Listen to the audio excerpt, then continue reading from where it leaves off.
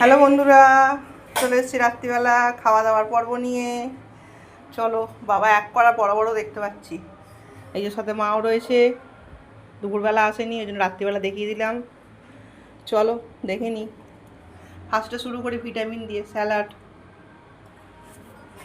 রুটি কোথায় আছে জানি না, রুটি ওই যে তোলা।